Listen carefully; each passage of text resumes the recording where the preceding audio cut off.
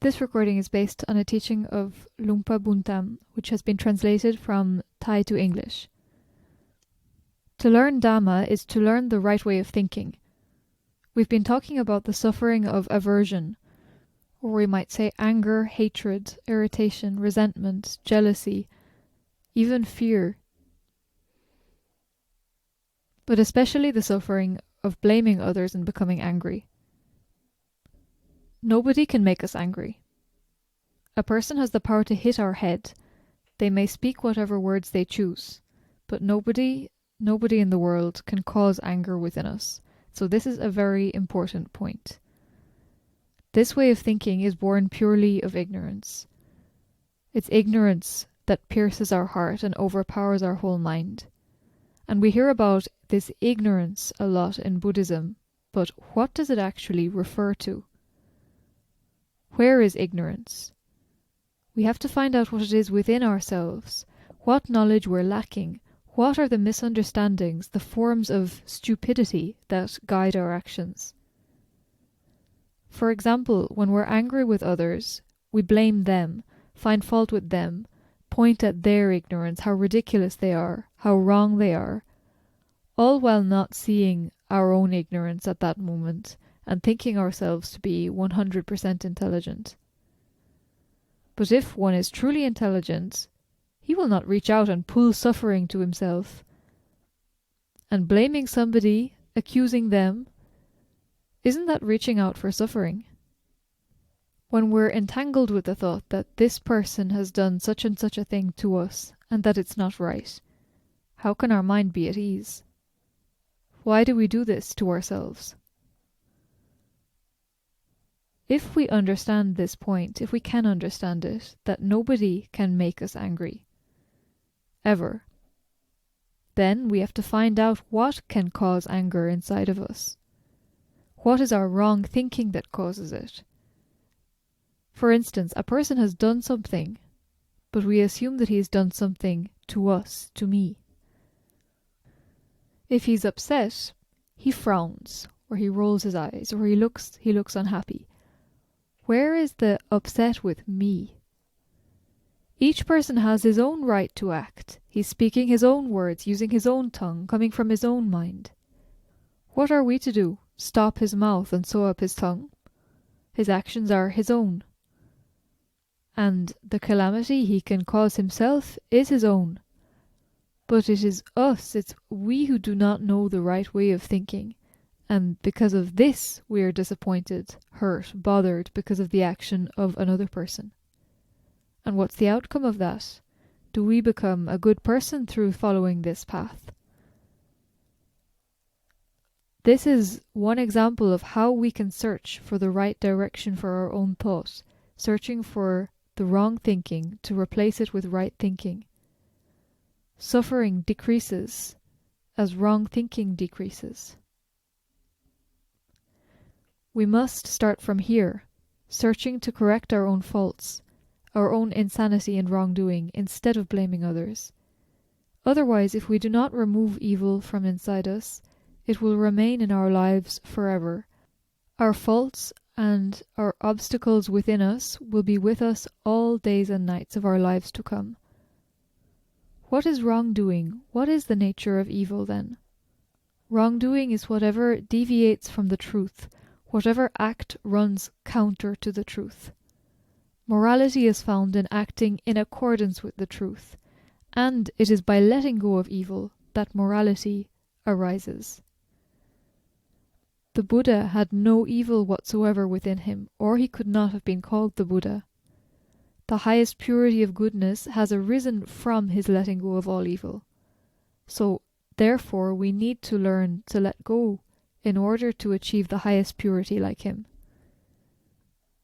The Dhamma called Niyanika, the Dhamma to remove suffering from the mind, is to be directly learned and practiced. It means learning to let go of fabricating and forming suffering. There is no need to search for happiness elsewhere, anywhere. Just letting go of the evil within oneself, the suffering will be gone, and happiness will automatically arise. Desires for objects of the senses should be given up. namely craving for sights, for sounds, for smells, tastes, touches, all of which are our own evil. Craving is again purely the ignorance of the mind, craving for that which is not even remotely worth the craving. If we can let go of them, there will be no evil within ourselves. When no desire remains, no suffering can arise. No one craves for the suffering after realizing it. And it's the same as aversion. If we can let go of aversion, no suffering from aversion can arise. And in the same way, if we can let go of dreams and enchantments, the effort to create happiness in something else beyond ourselves, some creation, there will be no need to look for happiness anywhere else. This is one way to sum up what we must learn in the Buddha's teaching. Cultivating peace by letting go of wrongdoings, desire, distraction, and attachment from our mind, all suffering will be gone, and only happiness can remain in the mind, because there is simply no room for evil and purity to stay together in the same mind. The Buddha taught us to let go of suffering, not to accumulate it, not to gather it up. Everyone has the right to follow this teaching, but no one else can perform the letting go for others. If someone offers us such delicious food, but we're unable to eat it, can it make us happy? Nobody can hand out happiness if we do not have happiness within. When advice is given, it's only the voice or the words that can be transferred. The virtue, the good quality, cannot be given. So then how could we be hurt when somebody scolds us, reprimands us? Can being reprimanded change us, make us bad if we are good, or make us good when we are bad? You have to depend on yourself. You can't depend on these kind of things. You have to depend on yourself. It means accepting your own faults and learning to let go in order to gain by yourself. Just think about the Buddha when he left his palace. He did not take any money with him, nor any book, and depending on teachers and other ideas only caused him to waste time in wrong practices. From where then could he find the end of suffering? He found it by letting go of unawareness, craving, sensual desire, aversion, distraction, wrong views, and attachment. He found it by letting go of these things, only that. There was nothing he could find out which would magically remove these things for him. He had to find the sources of suffering in himself and let go of them. So you search until you die, you will never find it elsewhere. Only learn to let go of your own evil from craving, aversion, delusion, ignorance, wrong view, attachment within your own mind. All the sufferings are born within our own mind. Let go of them all, and suffering will be gone. Simple as that. It is a waste of time to try and learn from elsewhere, accumulating knowledge which we hope will remove the evil from us. Search only for your own ignorance and your own evil, because the removal of ignorance is what wisdom is. The removal of evil is what virtue is. The removal of wrongdoing is where blamelessness, harmlessness, and goodness is to be found. I have no teacher but books. I learned from within myself, without any friend. But it's just that no one likes this method of learning. They do not like to get rid of evil directly. I myself have done so many evil things before. I learned to resolve it by getting rid of evil until wisdom arose. What do we do when we do not know yet? Just keep digging into yourself. Digging into your thought, if it is right or wrong thinking. Digging into our actions, if it is right or wrong. No matter when you sit, walk, lie down. Analyze how, when, and why it's wrong, and you will see. It is in this way that we can choose to let go of wrongdoings within us when sitting, walking, or lying down, and do these things skillfully. Whichever part we do not understand, we have to try to find out the truth. To let go of ignorance until right view is born. And first of all, we have to be wise enough to know the basic distinction between right and wrong, wise enough to correct ourselves when we are wrong. The most important starting point is to be able to realize that this thought or this intention is wrong and that this one is right. But mostly we find this too difficult, and instead we just try to stop thinking. If we misunderstand and do not know, as we all start from this point, we need to try to correct this. Otherwise we will never learn the right way so long as we live. You will be puzzled, but this is just the way it is. The Buddha also acquired knowledge in this way, and he was also puzzled.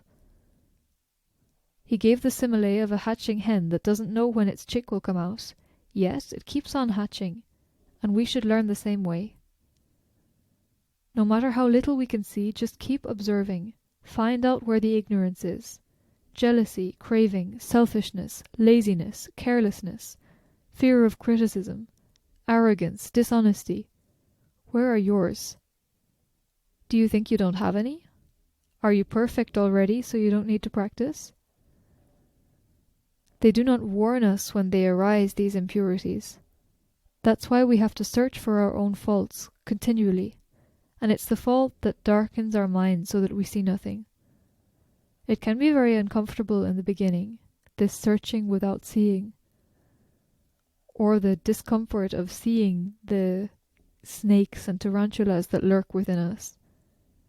But we have to tolerate it. We have to be patient, just like the hen hatching without knowing when the chicken will come out. Still, it never gives up. It is enormously difficult without a teacher to point out to you your faults and give you explanations. In my case, I worked it out alone, and it took as long as 49 years, with enormous patience. I had no guidance except to learn from within the mind and nowhere else. I received not even one word of advice. I don't know how I managed to learn in this way. I only had experience learning in school, though the worldly knowledge from outside teaches only outside of ourselves. Only the Buddha's teaching shows us to correct our own mind. Many people take 4, 5, 7, 10, even 20 years to learn, but they only learn from outside, and they never reach the end of suffering. People try to learn the Buddha's teaching in the same way as they learn about other subjects. Fear of wrongdoing and shame of wrongdoing are thought of as words we read on a blackboard. The 69 states of consciousness are to be translated and repeated. But if you let go of evil and cultivate virtue, let go of delusion and cultivate awareness of wrongdoing, fear and shame of wrongdoing, let go of hatred and keep on picking inside you for your faults, if you can let it go with a calm mind, then once the mind realizes the evil, it will turn away from it. By letting go of evil, we lose nothing, only gain, because in wrong thinking, evil thinking, we only gain suffering. If we're jealous of a person, will that person lose anything because of our jealousy? It's the most pointless thing to be jealous, bringing only evil, suffering, and loss. Wouldn't it be better to rejoice in others' success? Because in rejoicing we gain morality and calm mind. The problem is always attached to the self. It's the self that is jealous or angry, attached to another's criticism or blame. Without attachment to the view of self, it is impossible for these things to arise. And the attachment to self is nothing but attachment to our mind, which is so full of impurities and hypocrisies, if we can look and see, and our body, which is made up of hair, flesh, skin, nails, teeth, air that we could put in tires or anywhere else, heat that is the same as heat from a fire. Looking at ourselves, we see only shapes and colours. There is not ourselves. What the eyes see are only colours. Look at the form of our eyes and consider why don't we think that this form is in us. Look in the mirror when we see the colours of our face. Where is the self in the colours? What we see are just shapes made of colour, not self. Where is the self when we see only colours? What we see are just blemishes and sufferings. And in our mind, when you look into it, where is the part that is you? Is it your jealousy, your hatred, your fear, anxiety, your wrong thoughts, your distraction? Where are you?